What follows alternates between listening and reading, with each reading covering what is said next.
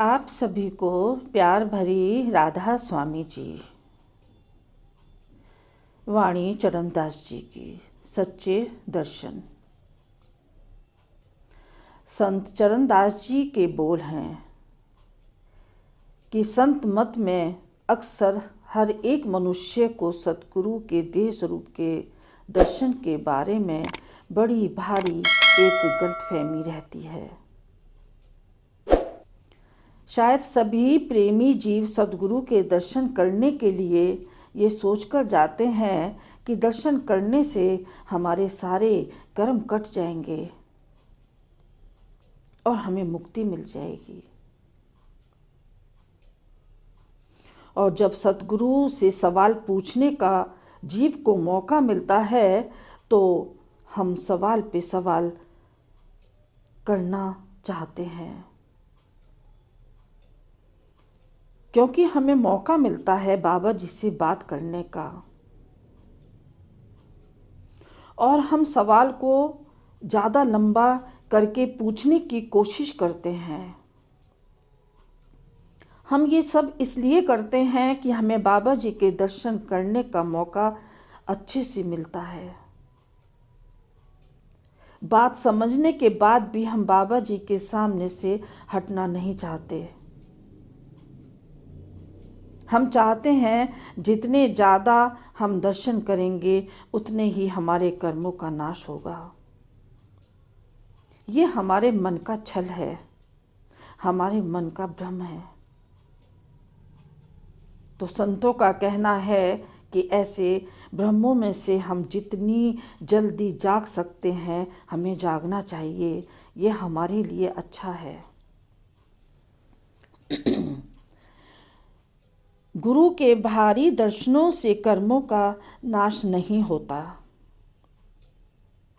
ये तो बस वही बात हो गई कि एक करोड़पति पैसे गिन रहा था और हमने उसे पैसे गिनता देखकर हमने सोचा कि हम भी करोड़पति बन गए। ये कैसे हो सकता है? वो दौलत तो उसकी है भाई। सिर्फ देखने से ही हम कैसे करोड़पति बन सकते हैं? वो दौलत हमें कैसे मिल सकती है? लेकिन हम हर बार अपने गुरु के दर्शन करते समय यही सोचते हैं कि गुरु के दर्शन मात्र से ही हमें रूहानी दौलत मिल जाएगी। सही में मन में ये सवाल उठता है कि क्या हम अपने गुरु के दर्शन करने इसलिए जाते हैं कि हम सतगुरु से कुछ पाना चाहते हैं, या हम इसलिए जाते हैं कि हमें गुरु से प्रेम है? लेकिन प्रेम में तो कोई सौदेबाजी नहीं होती और ना ही कोई हिसाब किताब होता है। अगर हम सतमत के मार्ग पर सीधा चलना चाहते हैं तो पहले हमें इस बात पर अच्छे से विचार करना होगा कि हमारा लक्ष्य क्या है और प्रेम के इस ऊंचे मार्ग पर चलने की हमें समझ भी है या नहीं, और समझ है तो कितनी है।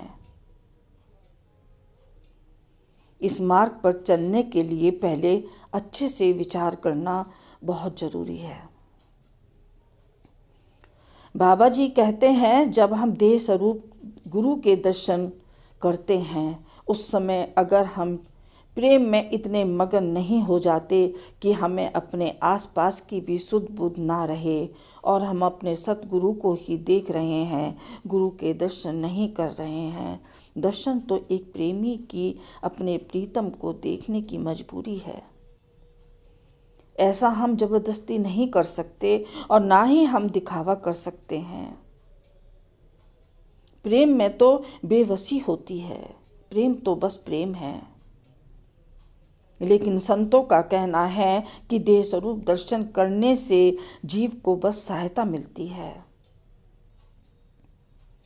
मिलाप का असली दर्शन तो नूरी स्वरूप है जो हमारे भजन सुमरन का साधन है। अब सवाल उठता है कि हमें नूरी स्वरूप के दर्शन कैसे मिलेंगे। तो संत हमसे कहते हैं कि भाई हर वक्त गुरु का ध्यान करो, एक पल भी ना बिसरे गुरु के बिना ऐसी तड़फ मन में पैदा करो। हर पल चलते फिरते सुमरन करो, एक पल के लिए भी अपने गुरु को अपनी आंखों से दूर मत करो। हर पल बस गुरु का ध्यान करो। जब ऐसी सच्ची तड़फ पैदा हो जाती है तो गुरु अपने नूरी स्वरूप के दिव्य दर्शन देते हैं। नूरी स्वरूप के दर्शन देना या ना देना गुरु के हाथ में है। दर्शन दिए जाते हैं, दर्शन लिए नहीं जाते।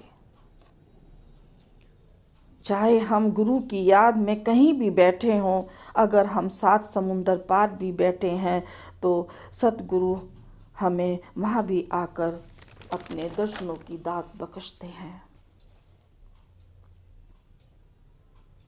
अगर हम हर वक्त अपने गुरु के नज़दीक रहना चाहते हैं तो हमारे लिए भजन सुमरन करना बहुत ज़रूरी है, बहुत लाजमी है। तो आप जी हमें समझाते हुए कहते हैं कि भाई ये जो आपकी सोच है कि हमें बार बार डेरे जाना चाहिए और जहाँ जहाँ भी सतगुरु जाएं हमें उनके पीछे पीछे जाकर उनके साथ सच्चा संबंध जोड़ना चाहिए। जहाँ भी गुरु का सत्संग हो हमें वहाँ जाकर जरूर सत्संग सुनना चाहिए। शायद ये इंसान की सोच है। जीव सोचता है कि पीछे पीछे जाने से ही मेरा रिश्ता गुरु के साथ जुड़ेगा, मेरा प्रेम भी बढ़ेगा। लेकिन ये हम अपने आप को धोखा दे रहे हैं। हमें ये समझना चाहिए कि हमारा सच्चा संबंध तो गुरु के साथ आंतरिक मंडल में पर जाकर जुड़ता है, भजन करने से जुड़ता है। भजन सुमरन के बिना बनाया गया संबंध खोखला होता है। सतगुरु के नूरी स्वरूप का दर्शन करने के बाद ही जीव का अपने गुरु के साथ सच्चा रिश्ता, सच्चा संबंध जुड़ता है। ये संबंध पूरे संसार में किसी भी जगह पर रहते हुए हम जोड़ सकते हैं भजन और सिमरन के द्वारा। ये बात हमें अच्छी तरह से मालूम होनी चाहिए कि जितनी भी रूहानी तरक्की हमारी डेरे में रहकर होगी उतनी तरक्की हम दुनिया के किसी भी कोने में रहते हुए कर सकते हैं। डेरे में रहकर भी हमें गुरु के हुक्म में रहना है और दुनिया में रहते हुए भी गुरु के हुक्म का पालन करना है।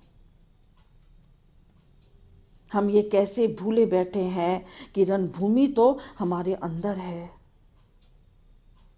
और ये जो लड़ाई है, ये जो संघर्ष है, ये तो हर वक्त हमारे साथ रहेगा और हम जहाँ भी रहेंगे अपने अंतर में संघर्ष करते रहेंगे और ये संघर्ष करना ही पड़ेगा।